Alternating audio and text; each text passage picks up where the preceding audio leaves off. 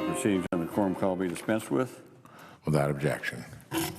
Mr. President, I ask unanimous consent that the Banking Committee be discharged from further consideration of S-418 and the Senate proceed to its consideration.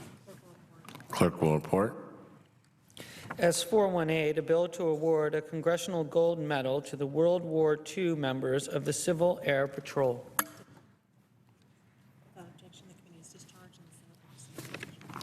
Without objection, the committee is discharged and the Senate will proceed to the measure. Mr. President, I ask unanimous consent that the bill be read a third time and passed, the motion to reconsider be laid upon the table with no intervening action or debate, and any statements related to the bill be placed in the record at the appropriate place as if read. Without objection. Mr. President, I want to speak about S-418 that we just passed. I want to thank all my colleagues for allowing this to go through on a unanimous consent basis. This is a bill to award a Congressional Gold Medal to the World War II members of the Civil Air Patrol. I introduced this legislation last year, and it currently has 85 co-sponsors. This legislation will offer long overdue recognition to a small group of people who answered the call to duty at our nation's time of maximum danger. 70 years ago, during the height of World War II, Civil Air Patrol members in small aircraft began searching for German U-boats off of the Atlantic coast. This was a time of great peril for the nation, when over 400 ships were sunk in U.S. waters, many in view of Americans on the shore, and the military did not have enough aircraft and ships to stop this carnage. That's why the Civil Air Patrol answered the call. Their mission was highly unusual because these pilots were civilian volunteers flying their own airplanes on combat operations, often at their own expense.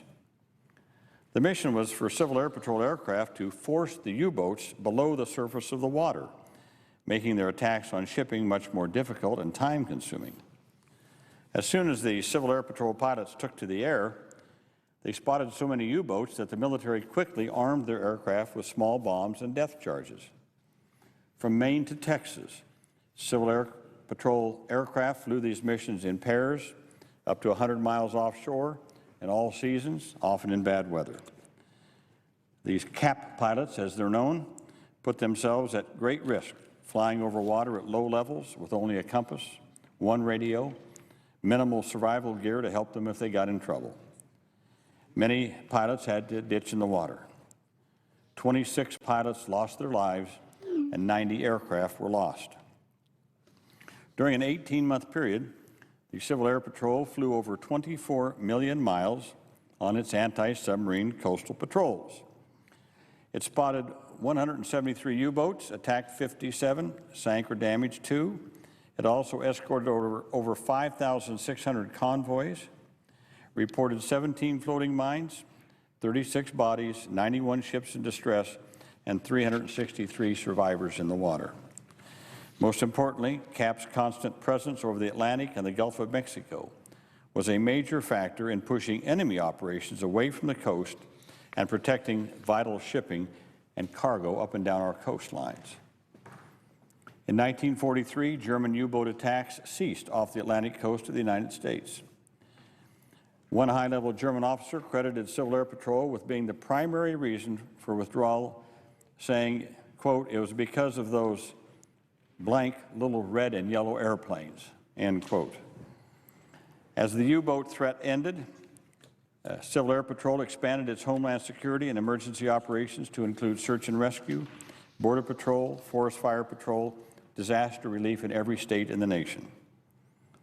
By war's end, nearly 60,000 members had participated in Civil Air Patrol, flew 75 million miles, over 750,000 hours in support of critical home front missions.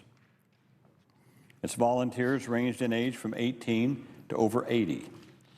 Many served for the entire war, while others, most of whom later joined the military, served for shorter periods. A substantial number received belligerent certificates indicating they had participated in combat-related operations on active duty with the Civil Air Patrol. The individual accounts of Civil Air Patrol pilots' performance and heroism are too numerous to recount, but just a few examples can illustrate the valor with which they served. For instance, Major Hugh Sharp and Lieutenant Eddie Edwards from Rehoboth, Delaware, landed their Sikorsky amphibian in high seas to rescue two other CAP airmen who had to ditch their plane. They found one crew member who was badly hurt, but they were unable to take off due to a pontoon damage during rough landing in 10-foot seas. They made a decision to taxi the aircraft back to land, but they quickly discovered that the damaged amphibian listed too far to the left, and it didn't make much progress. It just sort of went around circles.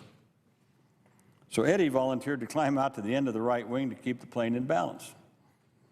The next day, when a Coast Guard ship met the aircraft, Eddie had to be carried from the wing after holding on tightly for 11 hours in freezing and wet conditions. Both pilots were awarded the first Air Medals of the war by President Roosevelt. Captain Francis Mac McLaughlin flew coastal patrol missions from Daytona Beach, Florida for 17 months. During that time, he, along with Albert Crabtree, ditched a Fairchild 24 aircraft in the Atlantic and floated in a life raft for several hours until the Coast Guard picked them up. They quickly became members of the, quote, Duck Club, end quote, an exclusive organization that recognized those who survived a CAP ditching.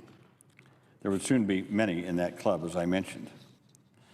When the Coastal Patrol ended, Mac went to Massachusetts to tow aerial targets, CAP's second most dangerous duty after the Coastal Patrol. 7 CAP pilots and observers would be shot down and killed during gunnery practice. Mac, who served the entire war on active duty with the Civil Air Patrol, just passed away at the end of 2011. Another CAP veteran was Lieutenant Charles Compton, who flew from Coastal Patrol Base 1 at Atlantic City, New Jersey, on anti-submarine and convoy escort missions. He recently noted that, quote, convoys could be attacked at any time. We had a war going on and the threat of German submarines off the East Coast. Our job was to make it less easy for the German submarines to surface without being detected. Charles, who lives near Chicago, turned 95 last summer, remembers that during these dangerous missions, pilots often use sunken ships as points of reference to help them navigate over open water. He added that, unfortunately, sunken ships were plentiful at that time. Recently recognized for his service with Civil Air Patrol's Distinguished Service Award, he credits the exceptional efforts of his fellow Atlantic City Squadron members for the honor he received. Well, these are just 3 stories, but they're illustrative of Civil Air Patrol's many World War II heroes. More importantly, these stories serve as a powerful reminder of the dedication and service that all gave to our nation. When the war ended, Civil Air Patrol members received the recognition they deserved. Their story over time, however, was lost to much of the nation. This Congressional Gold Medal will ensure that this story is told over and over again for future generations and recognizes Civil Air Patrol and its World War II members for their critically important service to our nation. Mr. President, I yield the floor and note the absence of a quorum. The clerk will call the roll. Mr. Akaka.